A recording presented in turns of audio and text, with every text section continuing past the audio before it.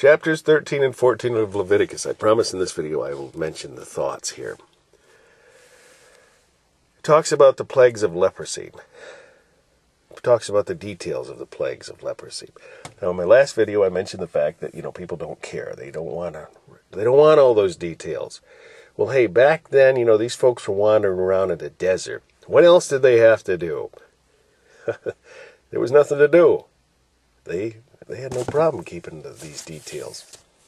That was the law. They had no choice, but actually they did have a choice, just as we do now, but they had more time on their hands. But, aren't we living in a desert place too?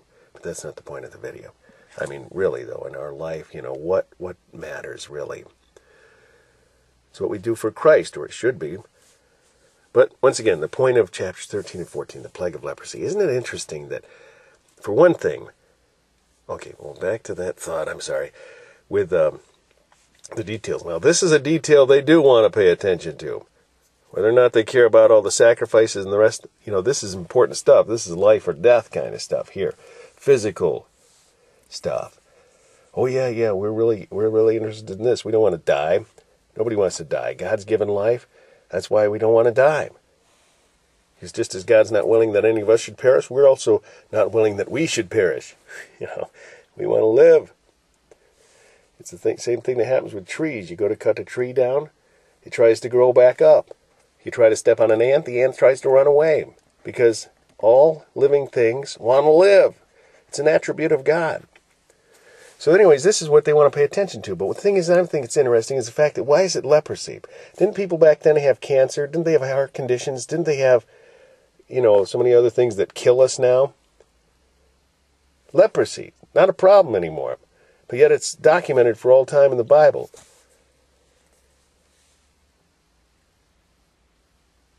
It's for a reason. I don't know the reason. So, that's not the point of the video.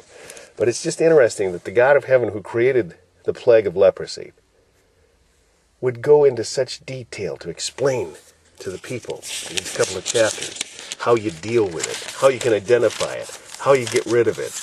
And then it's interesting because, the world would look at this and say, oh, it's a bunch of hocus pocus. I mean, they're supposed to take, a bird, two birds, kill one over running water, take the, and then with the dead bird you do something, and, well, that is the one that's dead, the one you kill over running water. Then you take a live one. But it's not hocus pocus, it's faith. They do that, God heals the plague. It just makes me wonder, if we were living according to God these days, would there be any need for chemical medicines? God could just heal us, give us something that the world would consider hocus pocus, and God would heal us if we did it. God doesn't speak to us that way anymore, because we've made our decision a long time ago.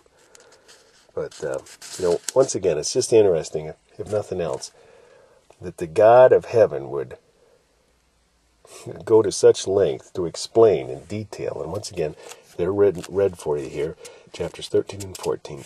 Please read along with the Family Bible Time channel and just consider that as you read it. That, I don't know how to express it, but I think you know what I mean.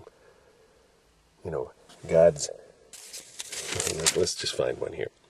Just drop down here and say, but if the bright spot stay in his place and spread not, it is a burning boil. All right, he's talking about, if when the priest seeth it, okay, let's go down here. And the place of the boil, there be a white rising, or a bright spot, white, and somewhat reddish, and it be showed to the priest.